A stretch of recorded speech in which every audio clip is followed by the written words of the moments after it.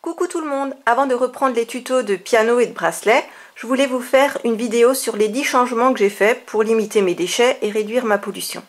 J'espère que ça vous donnera quelques idées. S'il y a des choses que vous faites déjà, vous pouvez me le dire dans les commentaires. Et puis si vous avez d'autres idées, vous pouvez les noter également. C'est parti! Le premier changement que j'ai fait, c'est de passer au shampoing solide et au savon plutôt que tous ces gels douche qui génèrent énormément de déchets plastiques. Alors moi j'ai choisi le shampoing Notox de Pachamamaï. C'est un shampoing spécial pour les cheveux gras. Il m'a coûté 12,50 € et il tient environ 6 mois. Deuxième changement, j'ai arrêté d'utiliser du film plastique. Quand j'ai des restes d'aliments, je les mets dans un récipient en verre avec un couvercle. Et quand je n'ai pas de couvercle, je mets simplement une assiette. J'ai aussi arrêté d'acheter des vêtements de marques qui proviennent de la fast fashion. Ce sont des marques extrêmement polluantes. Et quand vous achetez des vêtements très peu chers, qui sont neufs, en fait ça a des conséquences dramatiques sur les personnes qui fabriquent ces vêtements.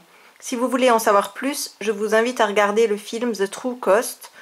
Et moi perso, quand je dois acheter des vêtements, je les prends d'occasion. Et si vraiment je veux acheter des vêtements neufs, je choisis une marque éco-responsable.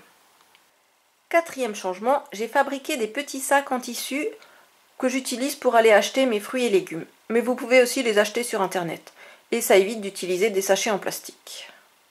Pour le maquillage, j'ai essayé de le réduire au maximum parce que finalement il est souvent composé de produits chimiques qui vont finir dans l'eau au démaquillage.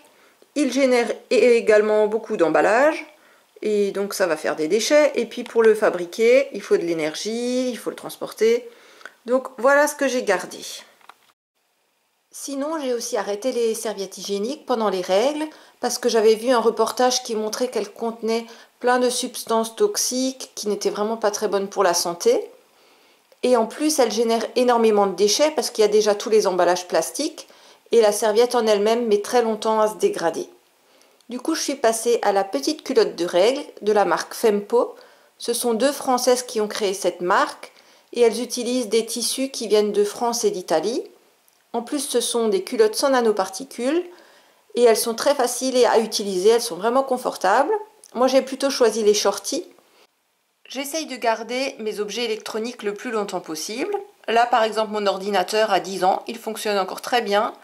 Et mon portable, il a 4 ans. Bon, c'est un vieux modèle, mais il suffit très bien pour ce que j'en fais. Tous ces objets électroniques consomment beaucoup d'énergie pour être produits et au final ils vont certainement finir sur des décharges en Afrique avec des gens qui s'empoisonnent pour en extraire les métaux rares. Donc j'essaye de les garder au maximum.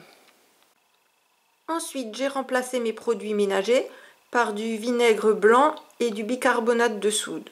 La prochaine étape ça va être de faire ma propre lessive avec du savon de Marseille. J'achète de la tisane en vrac plutôt qu'en sachet et j'utilise une boule à tisane pour la faire infuser. Dixième et dernier changement que j'ai fait, c'est de mettre un stop pub sur ma boîte aux lettres pour ne plus recevoir de publicité. Mais ça fait déjà quelques années. Et voilà, cette vidéo est terminée. J'espère qu'elle aura pu vous inspirer. Et puis si vous avez d'autres idées, n'hésitez pas à les noter dans les commentaires. Ciao ciao!